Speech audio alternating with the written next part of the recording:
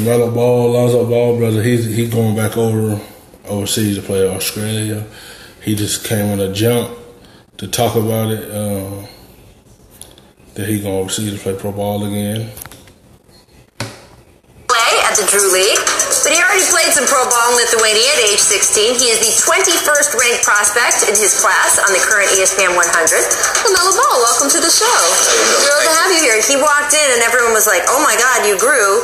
You were 6 feet, what, a year and a half ago, and now you're 6'7"? 6'7". That's nice. We could use that kind of growth for Ramona. He was tall when he was 6 foot to me. Right. There you go. All right, I want to get right to it. You came on here because you said you had an announcement to make about where you want to play next year. What are you doing? Next year, take my talents to the NBL. Okay. Play for the Illawarra Hawks. Excellent. Over in Australia. Yep.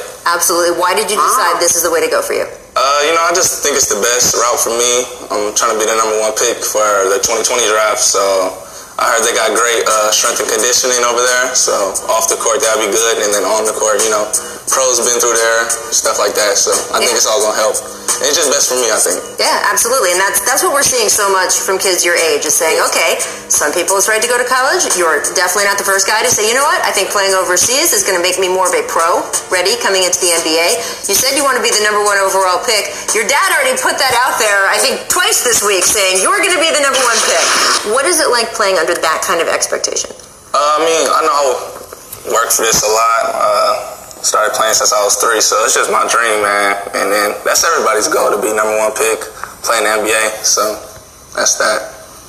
So was it ever an option for you to play college basketball, or you just felt like the NBA? He probably want to get the feeling of playing pro ball again, so he could get ready for the NBA. Instead, he going to college, which you don't get paid for.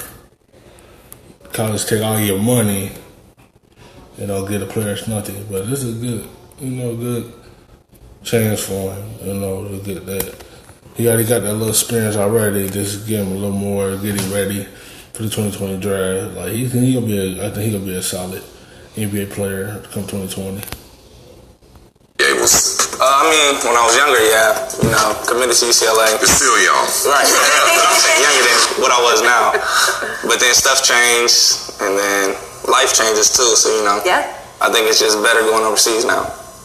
Do you feel like you've grown up just from all of this? Just playing overseas, going to a different high school in Ohio, and now you're going to go to Australia? Definitely. My whole route, I think everything just helps me get older and then learn from it. So every move I make, I think it helps me. Well, the last time I met you, I think we were at the Los Angeles Lakers training facility, and then we rode to Dodger Stadium together with your older brother, who soon will be a member of the New Orleans Pelicans. Right. How did that sit? I know your dad didn't seem to like it. It's basketball, business too. And I think Lonzo, he can show more talent over in New Orleans. I think so. Well, certainly nobody's complaining about playing with Zion. Just ask the guys over at Duke. So that seems to be going well for people. I think it was interesting. We talked to people who are either kids of NBA players or younger siblings of NBA players. You have a totally different window than, say, Scotty was when he walked into the league, not knowing what to expect. What have you learned from watching Lonzo go through all of this? Especially like that moment you're first traded. Players always talk about it's a real eye-opening moment that first time you're traded, then later on it settles a little bit differently. What have you learned from watching all this? Right, facts. I just learned whenever you go out there, just play your hardest, show what you can show, do your best, and then let the chips fall. That's it. Yeah, well look, if you've learned that lesson already, you are actually truly ahead, because we've talked about it at the top of this show.